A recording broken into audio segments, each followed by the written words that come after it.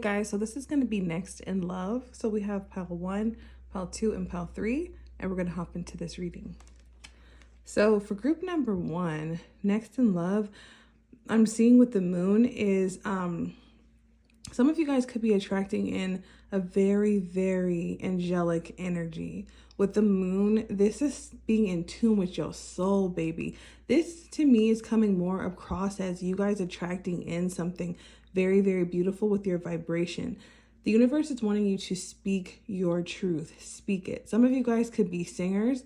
Some of you guys could have a very, very nice voice. You might have heard that your whole life, like, oh, you have a nice voice, you know, that type of energy. Now, this is not gender specific. This energy in next in love is more about what you do with your vibration versus other people. So what you're gonna attract in love, I'm seeing, is more so of what you're putting out.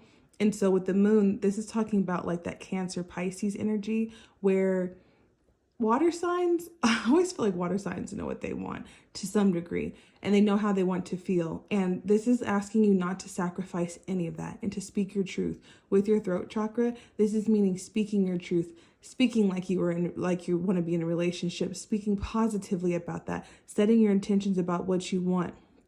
And I'm seeing when we're dealing with the moon, we're dealing with motherly energy. We're dealing with feminine energy. So regardless of if you're a guy, girl, or, you know, watching this, whatever, this is about you attracting it in by who you are embodying, by what you are saying, by what you are communicating to the universe. So if you are looking for something special in love, this is about you being authentic with yourself. And for some of you guys, I just keep being drawn back to what you're speaking and what you're listening to. So if you find yourself with a lot of negative self-talk, a lot of negative saying a lot of things like, I don't care, or being kind of secretive about, you know, I'm not really open to that. Allowing yourself to be open is the key. So group 1, this was yours. Group 2, next in love. Next in love. We have the Page of Cups. The Page of Cups is a very youthful energy. It's kind of like that whole, there's a whole bunch of fish in the sea. You see that? There's a girl with the 9 of Swords here. Some of you guys could have been really, really hurt in love to the point where maybe you were dealing with someone from your past, but this is almost like the divine wants you to get out of that place where you're stuck in your head and you're stuck on the old story. It's kind of time to reframe that narrative, because I'm seeing something come in that's new and fresh. It's something that you haven't experienced. But you see how there's a child holding the cup? There's something about your inner child being healed enough to be able to receive this relationship, because it seems like the way the energy is coming off is that some of you guys could be a bit over it. You know how you're just like, I'm over it. I'm over this. Like, I'm like, love is for the birds. I don't have time. And even if that's not what you're saying, the vibration is coming off as very wounded. And so when I say inner child healing, this is nurturing the part of yourself that still believes in it. And it doesn't mean that you have to run out and get on an app or anything like that. But next in love, something is coming in. And so you can let it come in on the left where this person, like it's almost like adulting got too hard, or relationships were too hard. And so you see how she's not ready, she's not available. But on the right, regardless of gender, he's open and he's receptive and he's holding his cup with a fish in it.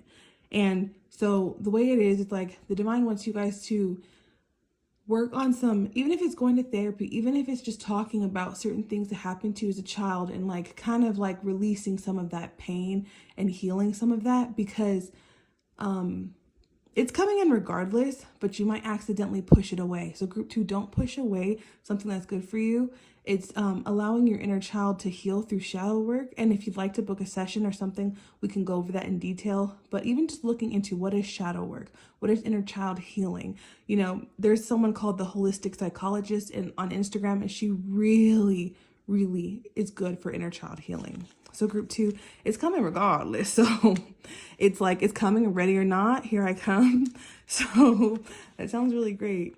So the divine's wanting you to get yourself to a healthy state for it. And group 3, ooh, group 3, you got the King of Pentacles and the King of Wands. Some of you guys might have a choice next in love.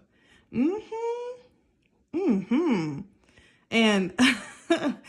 it ain't bad. I'm seeing someone who has wealth and status, and then someone else who has the looks, but I'm really feeling like there's a more gentle energy with the King of Pentacles on the left, because this is more so someone who's stable. And, you know, I can't take my mind off of this.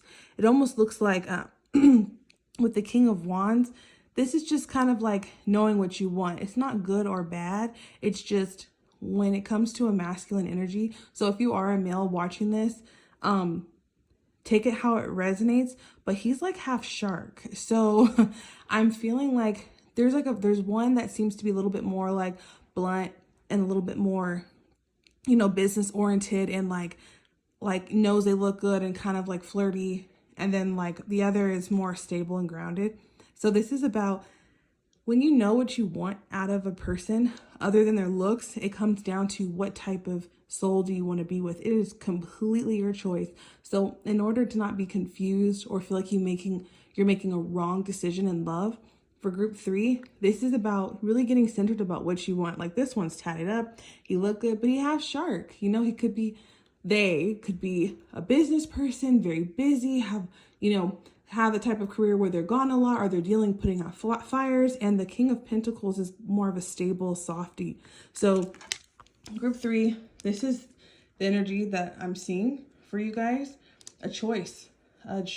So this is not about choosing. I'm not seeing it choosing good person over bad person, but more so of like, you won't second guess yourself when you know the qualities you want when they're presented.